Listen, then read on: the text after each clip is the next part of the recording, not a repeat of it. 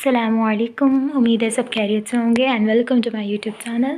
Okay, اب start کرتے ہیں ایپیسوڈ 15 عشق میرا جنون کا، اور اس کے اور ایپیسوڈز بھی موجود ہیں۔ پہلے میں ایپیسوڈ 1 ہی کرتی تھی ویک میں، لیکن اب کچھ پکا نہیں ہے، 2 ایپیسوڈ بھی آ سکتے ہیں، 3 بھی آ سکتے ہیں، تو آپ ویٹ ہی کر سکتے ہیں۔ اور یوٹیوب چینل کو سبسکرائب کر لیں تاکہ جو بھی نیو ایپیسوڈ آئے اس کا پہلے نوٹیفیکیشن آپ لوگوں کے پاس پہنچ جائے۔ تو سٹارٹ کرتے ہیں۔ اندھیری رات، خوبصورت سا موسم، کیونکہ کراچی میں صبح بارش ہوئی تھی جس کی وجہ سے رات اور حسین اور موسم خوشگوار لگ رہا تھا۔ اس خوشگوار موسم میں وہ لان میں ہی قدم آگے بڑھا رہا تھا، اسے سامنے جھولے پر وہ بیٹھی نظر آئی۔ وہ اس موسم میں ہلکا سا گرے کلر کا فراک جو گھٹنوں سے نیچے تک آتا تھا، بال ہوا سے ہل رہے تھے، دوپٹہ کندھوں پر رکھے پتہ نہیں کن سوچوں میں گم تھی کہ بلیک ڈیول کی بے ساختہ نظر اس پر پڑی تو وہ ہٹانا بھول گیا۔ وہ پیاری تھی، وہ بہت پیاری تھی۔ حقیقت تو یہ تھی کہ اسے یہ لڑکی کبھی بری لگی ہی نہیں تھی۔ اس کے دل میں پہلی بار کسی کے لیے رحم جاگا تھا، کسی کے لیے جذبات جاگے تھے۔ وہ تو ایک بے رحم انسان تھا جس کے دل میں کسی کے لیے کوئی جذبات نہیں تھے۔ وہ کتنے لوگوں کو مار چکا تھا وہ خود بھی نہیں جانتا۔ ایک درندہ، ایک ڈیول، ایک شیطان تھا وہ۔ محبت، اس نے تو کبھی اس بارے میں سوچا بھی نہیں تھا کہ ایک لڑکی اس کے دل کی دنیا بدل دے گی، اسے پہلے محبت کا احساس دلائے گی۔ ابھی تو وہ بلیک ڈیول کے جذبات سے لا علم تھی، لیکن اسے ڈر تھا کہ اگر اسے علم ہوا اور اس نے اس کو چھوڑ دیا تو وہ کیا کرے گا، کیونکہ اب اس کا دانی کے بغیر رہنا تو ناممکن تھا۔ وہ اتنے دنوں میں اس کی عادت ہو گئی تھی، اور جب وہ گم ہو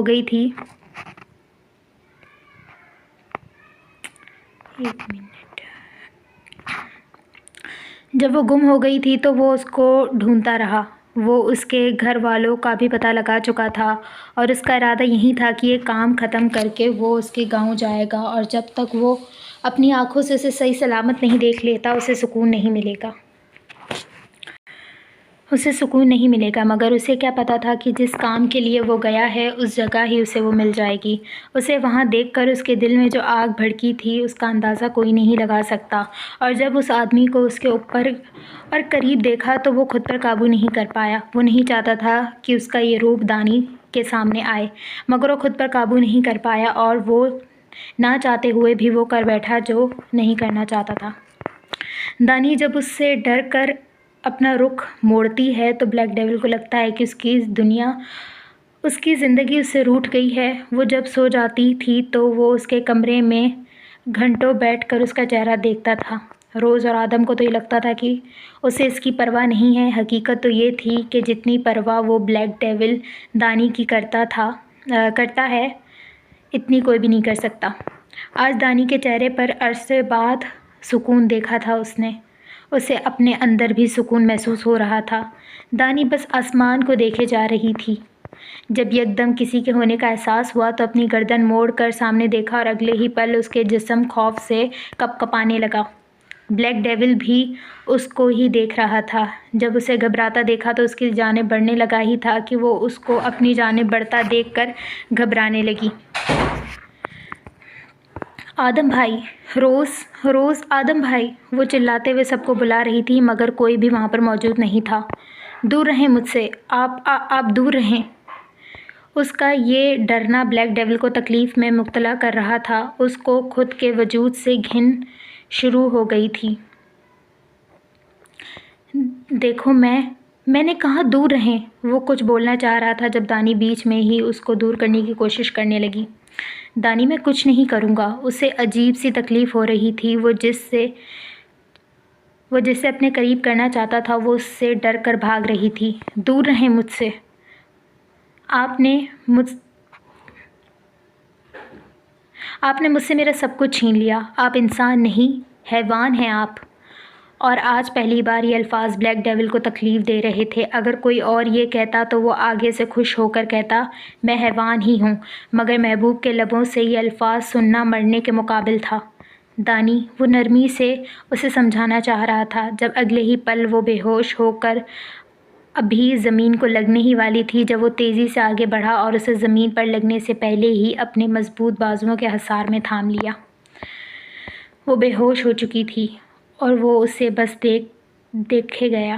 اگلے ہی پل کرب سے اس نے اپنی آنکھیں بند کر لیں۔ کیا کر دیا تھا اس نے، اور اب کیا ہونے والا تھا؟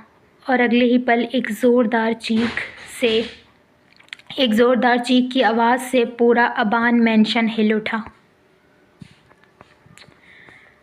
یہ دوسرا سین ہے، یہ ماضی ہے بیسیکلی، اب جو آگے پڑھ رہے ہیں یہ ماضی ہے۔ سامنے کا منظر کسی قیامت سے کم نہیں تھا۔ کائنات زمین پر بیٹھ کر روئے جا رہی تھی، جس کے بازو پھٹے ہوئے تھے اور عزیز شاہ بستر پر لیٹے ہوئے تھے۔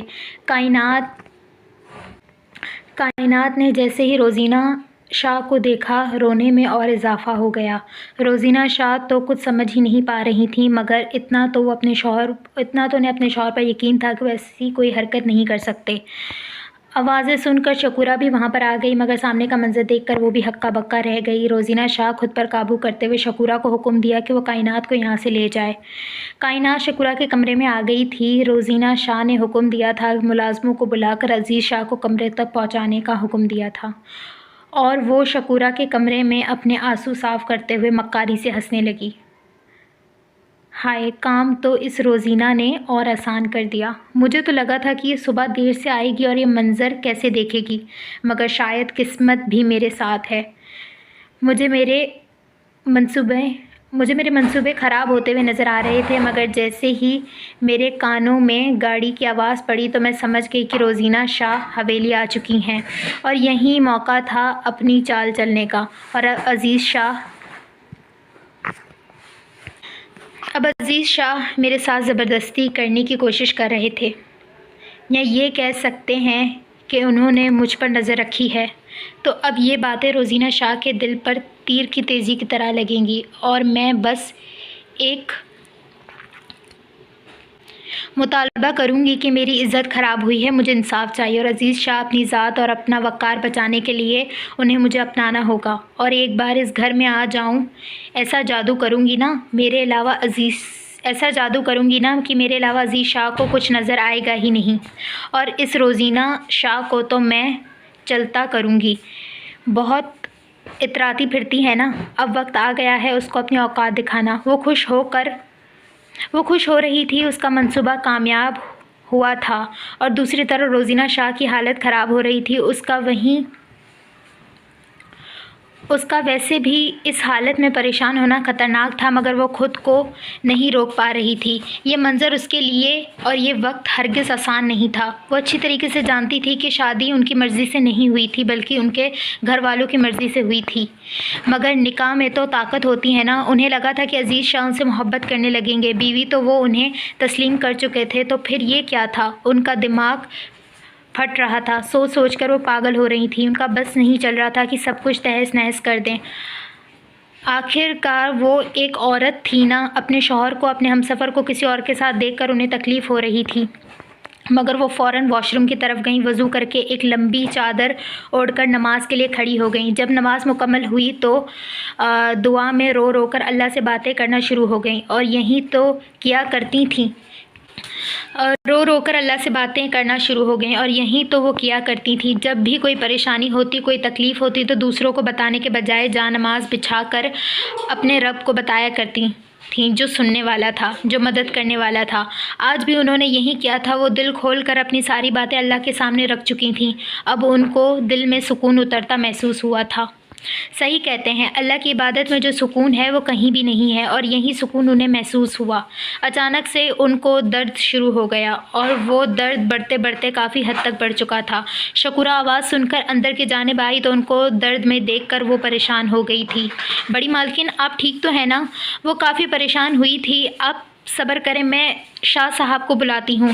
مگر اتنا تو شکورہ بھی جانتی تھی کہ وہ نہیں اٹھیں گے، یا شاید وہ نیند کی گولیوں کا اثر تھا کہ انہیں کافی بار اٹھانے کے باوجود بھی وہ نہیں اٹھے۔ نہ چاہتے ہوئے بھی شکورہ نے ڈرائیور کو بلایا، جیسے تیسے انہیں ہاسپٹل لے جانے لگے۔ سارے راستے ہی ان کے درد سے چیخیں بلند ہو رہی تھیں۔ جب ہاسپٹل پہنچی تو ان کو پتہ چلا کہ یہ شاہ حویلی کی بڑی مالکن ہے، تو سارے کام چھوڑ کر ان کو دیکھنے لگے۔ کافی وقت گزر گیا مگر ڈاکٹرز کا باہر آنے کا کوئی ارادہ نہیں لگ رہا تھا۔ تقریباً 4 گھنٹے بعد شکورہ کو سامنے سے عزیز شاہ آتے ہوئے دکھائی دیے تو وہ پہلے تو حیران ہوئی، پھر پریشانی سے ان کی طرف بڑھنے لگیں۔ وہ شاہ صاحب، بڑی مالکن کی طبیعت رات کو خراب ہو گئی تھی، وہ انہیں تفصیل دینے لگی۔ جب ڈاکٹر باہر کی طرف آتے ہوئے نظر آئی، عزیز شاہ ان کی طرف بڑھے۔ کیسی ہے میری بیوی؟ دیکھیں شاہ صاحب، الحمدللہ آپ کی بیوی ٹھیک ہے۔ ہم نے بولا تھا کہ اس حال میں آپ کو ان کا بہت سارا خیال رکھنا ہے، مگر کیا؟ عزیز شاہ کو کچھ غلط ہونے کا احساس ہوا۔ ان کی تو جو حالت تھی، ان کے پیش نظر ہم کسی ایک کو ہی بچا سکتے تھے، یعنی ہم بچے کو نہیں بچا پائے۔ اور عزیز شاہ نے تکلیف سے اپنی آنکھیں بند کر لیں۔ کیا سوچا تھا، اور اچانک سے خواب ٹوٹ جائیں تو کتنی تکلیف ہوتی ہے، انہیں محسوس ہو رہی تھی۔ مگر ان کو خوشی اس بات کی تھی کہ روزینہ تو ٹھیک ہے۔ کیا میں ان سے مل سکتا ہوں؟ خود پر قابو کرتے ہوئے ڈاکٹر سے مخاطب ہوئے۔ ابھی تھوڑی دیر بعد ہم انہیں روم میں شفٹ کر دیں گے، آپ تب ان سے مل سکتے ہیں، ڈاکٹر کہہ کر اب آگے بڑھ چکا تھا، اور پیچھے وہ سوچوں میں ہی رہ گئے۔ وہ روزینہ کو یہ خبر کیسے سنائیں گے؟ مگر سنانی تو تھی، اور چند پل بعد یہ خبر حویلی تک پہنچ گئی تھی، اور کائنات کی تو خوشی کی کوئی حد نہیں تھی۔ آخر ایک تیر سے 2 شکار ہوئے تھے۔ وہ یہی سوچ رہی تھیں کہ کہیں یہ بچہ ان دونوں کے رشتے کو بہتر نہ کر دے، یا جو یہ بدگمانی اس نے پیدا کی تھی یہ ختم نہ ہو جائے۔ مگر یہ بچہ تو راہ ہی نہیں، اور خوشی سے اس کا چہرہ جگمگانے لگا۔ اب اسے اس حویلی کے مالکن بننے سے کوئی نہیں روک سکتا تھا، یہ بات تو پکی تھی۔ تو یہاں پہ ختم ہوتا ہے ایپیسوڈ 15۔ میں جلدی ریڈ کر رہی تھی تو پتہ نہیں سمجھ آیا ہوگا نہیں آیا ہوگا، اور پیچھے آوازیں تھیں، ان کو ہر بار کی طرح اگنور کرنا ہے۔ اور انشاءاللہ نیکسٹ ایپیسوڈ اب جب لکھ لوں گی تب آ جائے گا، یا ہو سکتا ہے سنڈے کو ہی میں پوسٹ کروں۔ تو امید ہے سب لوگ سنیں گے، اور اپنا بہت سارا خیال رکھنا ہے، دعاؤں میں یاد رکھنا ہے۔ اللہ حافظ۔